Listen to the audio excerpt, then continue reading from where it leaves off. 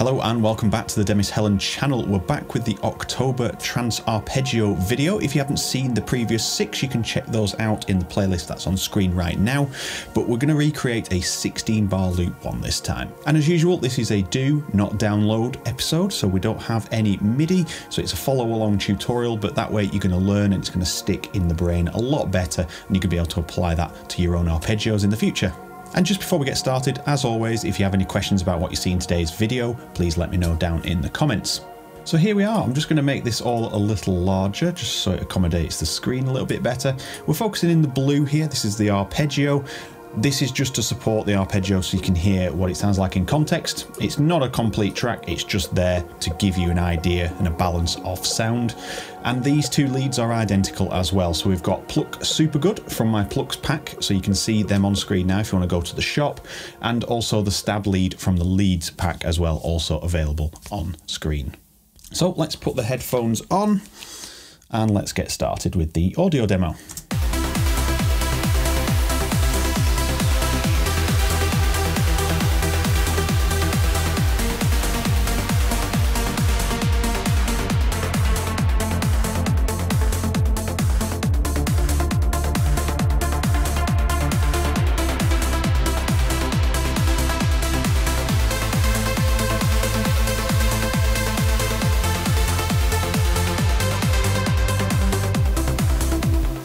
There we are. That is a sort of classical sounding, maybe something you could use in vocal trance style chord set. But nonetheless, there is 16 bars and we're going to go through exactly how to recreate this. So here we are with the first part. We're in G sharp minor and we do transpose this down 4 semitones for the final audio demo that you just heard there. But you can just follow along as you see it and then we'll transpose it down at the end.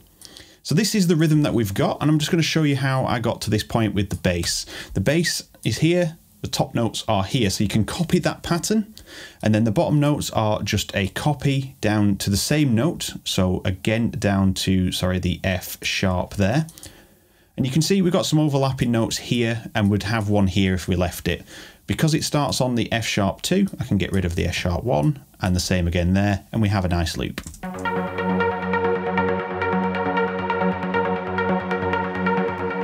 Okay, so that's how we got to it, and that is how we're going to copy it. So we can just copy it over, Control or Command D, and we can focus on the second part of the chord.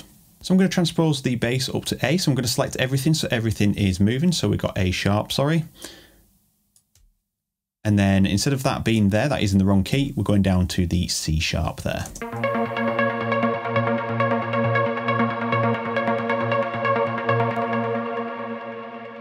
So I'm going to copy this again. I'm going to go down to the C sharp down here, and E it already lands on. So you can see a lot of these I'm just transposing them and they are landing roughly where I want them.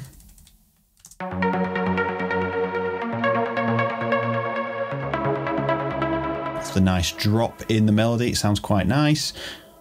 And then we're going to copy this again and everything's just going to drop down 1. So you can see the top note is where it needs to be, but obviously we need a B there in the bottom. So you can see we've got our first loop there, and that is the 8 bars. So technically it could be 4 bars if you just chopped out the second bar of each one and squashed them together, but we're going for that 16-bar vibe. And then when we come back round to this, we're going to copy it and we're actually going to start on the G and have a B in the top note. So it's going to shift from this.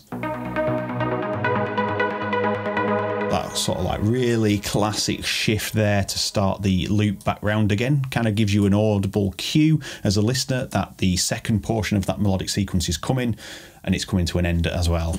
And then we're simply going to do what we did at this stage, is just 1 step down in the scale for both. So you can see that's the right note in the top. We just need to shift it 1 more to get that. And then we can move to a D in the bass and an F in the top note. So we want that F sharp. Oh, sorry, we just need to move that up to D, sorry. That gives us the nice classic elevation, and then we're going to bring it back down with a double chord change here at the end. So it's not going to be the same across the board, it's going to change halfway through. And we're roughly going to follow the same pattern here. So we're going to go back down to B with a D in the top And then the second one's going to raise up. So let's just grab those. You can see it's going to go up to there, but we're actually just going to go up to the E on that one. Oh, sorry, wrong note. That should be the F sharp there as well.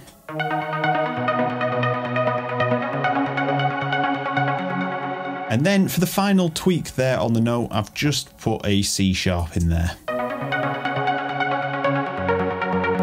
Just to kind of bring it back down gently. So that is the whole sequence in full. And the reason that I'm doing it that quickly for this episode is because we've covered kind of how to make these things. I've briefly talked about the actual bass notes and how to get them gelled and how to quickly just copy them from the top to the bottom.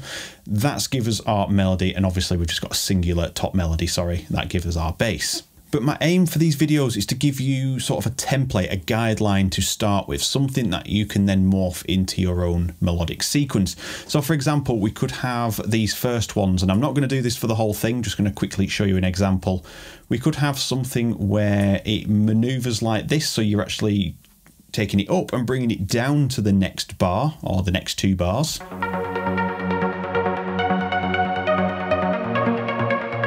So you get the idea. We can create something a little bit different, maybe something like that. So you can, it's not great, that's not the best, but you get the idea. We can make those bridging notes that we've done in previous episodes. So I do encourage you to watch the other episodes if you're new here, and you'll find out lots of different techniques to very different styles that we've covered in these arpeggios.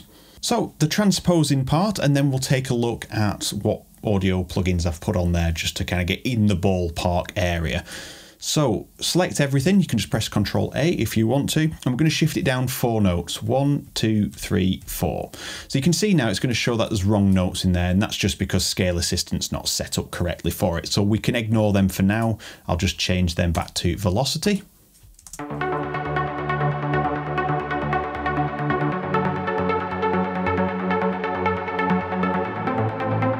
It just has a little bit of a deeper meaning. It feels like the story moves a little bit better, so that is the reason why I've gone for that sort of shift down by 4 semitones.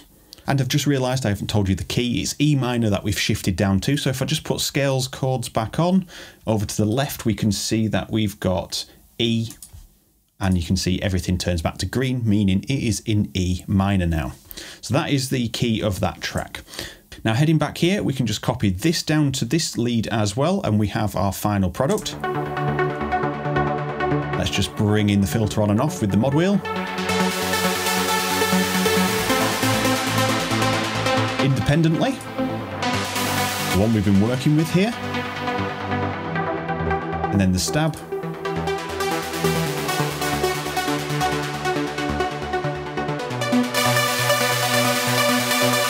So together, the things that I'm thinking about is not trying to keep them the same, keep them in the rough area, and the sound design choices is what makes your track and what makes the processing of the audio a lot easier if you've got sounds that naturally fit together. So we've gone for a super wide pluck on the top, giving us lots of transient detail. Still transient detail in the second one, which is the lead stab lead, but it's got more of a centered portion to it. So in a mono mix, it's not going to fall apart as much. It's going to give you some more options. And obviously you can layer up a few more leads on top of that if you need to, but for the demo, this is fine. And let's take a look at the processing. So you can see here down the left-hand side, we've got LFO tool and Pro Q3, and LFO tool only for the second one. So there should be a Pro Q3 on there. I must have deleted that by accident, so we'll add that back in. LFO tool is just adding some sidechain on there. That's all it's doing, just a little bit of sidechain mimicking, so it's not actually sidechain, it's volume shaping, mimicking it. And then we have some EQ, and you can see I've rolled off the lows to the point that I don't need that information. Get rid of it because it's muddying up your mix, building on top of all the other elements. And then we have just a little bit of a control here in that sort of low to mids area. A lot of stuff going on here. It's just added a little bit too much boominess in there, and the mid basses in a track would take over that portion. Then secondly, on this one, we've got LFO tool, again, mimicking sidechain, nothing special there. And the same here should have been, we should have had a Pro Q on here. Let's just grab this one.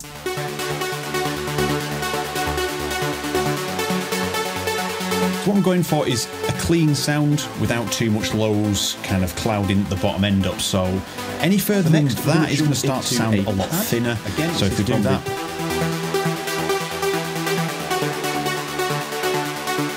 and the thinner that gets, the more it sounds like I'm actually doing this up at the top. So that is a good clue and indicator to not just boost your highs because it's not bright. You might have too many lows, taking all the headroom up in your mix, thus making it all cloudy, muddy, and just seems to fall apart every time you play it on different speakers, whatever it might be. So think about the low end before you start tweaking the high end. I'm going to take this back down to about there. There could be too much power in this section here, but for now, that's absolutely fine. And together, sounding good. Now there is a secret. This is going into a leads bus, as you can see here, with a little bit more processing, but I want to show you the first two. They're having minimal processing done to them because they are sounds that are well built and at the same time need very minimal processing to get them to fit together, to get them to fit with the rest of the elements that I've put in there that we'll have a listen to in a second. So on the leads bus, let's take a look. We've got a Pro Q, so we've got EQ, we've got a Mag EQ straight after, and I'll explain that in a second, some reverb, and then some compression. So let's take a look at what's going on here. So we have a roll off on the highs and a roll off on the lows. Obviously we want to clear the headroom of the lows, and the highs were a little bit too bright in this instance from both of the synths layered on top of each other.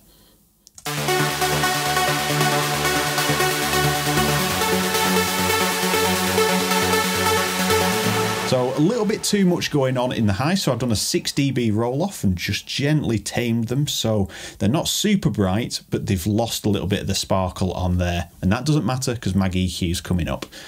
And we've done a fairly harsh cut here, and that was just to tame a frequency that was really poking through compared to the rest of them.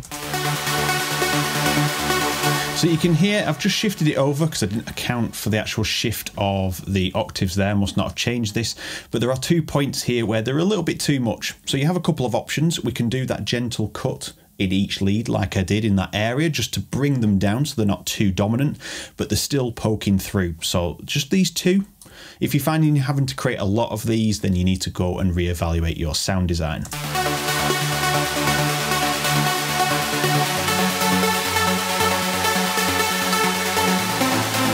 It's just those two notes there. If I just solo these,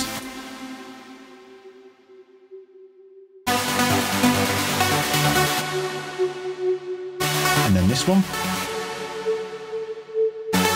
So you're going to sweep through the spectrum, you're going to hear ringing, but you're looking for the ones that really ring out and become really resonant and just uncontrolled. Those are the ones that we're looking for. And there's only 2 in this one, so I've tamed them just for now using this, but we could do a bit of a better bell curve in the actual synth layers themselves, or maybe reevaluate the sound design there. But it's to capture those points and just bring them down, not trying to remove them, just bring them down to the rest of the level of the sound, and it sounds a little bit more balanced now. Or before.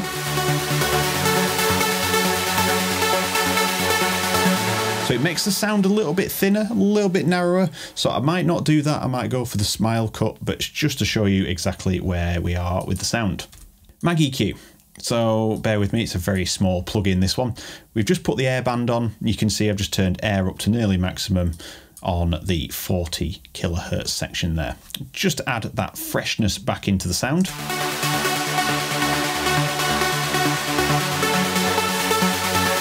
And we can control that then using the air band and just balance it out. As the track progresses and more things are actually added into the mix, you might find you need to readjust those levels, and that's really easy to adjust on the high end. Then we have some reverb. Just chose ROM because it was the first one in the list. Just turned down the mix, turned up the low cut there, and you can see the decay I've balanced out to around 4 seconds. So most of the time I will go between 3 and 4 seconds. You don't want too much reverb that it starts to mask over your sound, but it really does depend on each sort of track that you're creating. But this works well with a little bit of a mix reduction there on that balance. So without this on,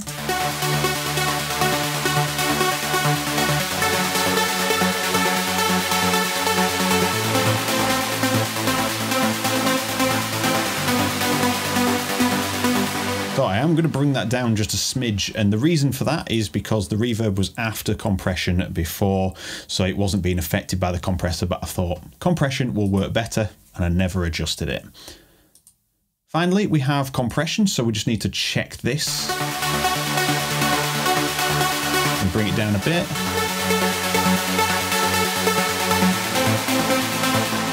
So I've gone for a quick compressor setup, 4:1.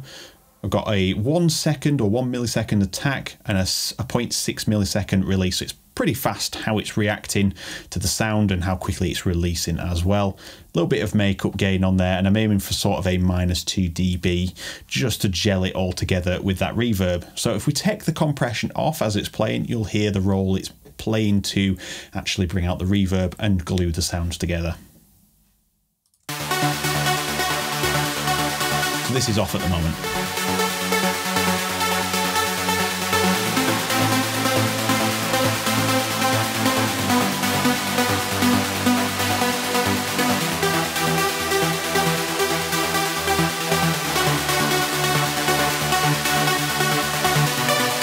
So you can hear it's not absolutely perfect yet, it's just for demonstration purposes, but you can get the idea. I'm trying to bring the reverb out and just push those synths together a little bit to get them sounding as one. And just one more thing, we actually transposed 6 semitones down, so apologies for the misinformation at the beginning. I'll probably flash some on screen anyway at that point. It's actually 6 semitones by this point. That's just a bit of bad planning on my side. So really, instead of being in that key, which puts us in D minor there. So that is in D minor from G sharp minor, 6 semitone drop, and that's what made it sound a little bit better. So let's introduce these one by one.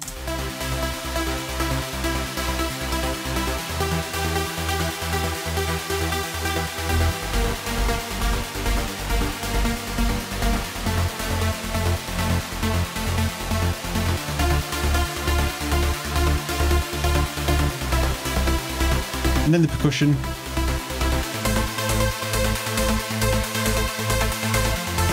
Along with the kick. And obviously the white noise there.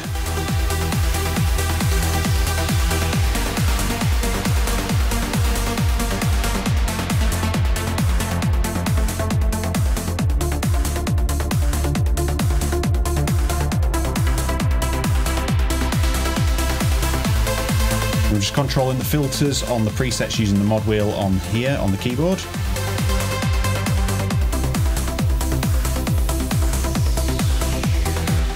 And there we are, that is today's Trance Arpeggio complete. If you did enjoy the video, let me know down in the comments, as well as any questions that you might have. That's the best place to ask me. And with that said, thank you very much for watching, and I'll see you all in the next video. Take care.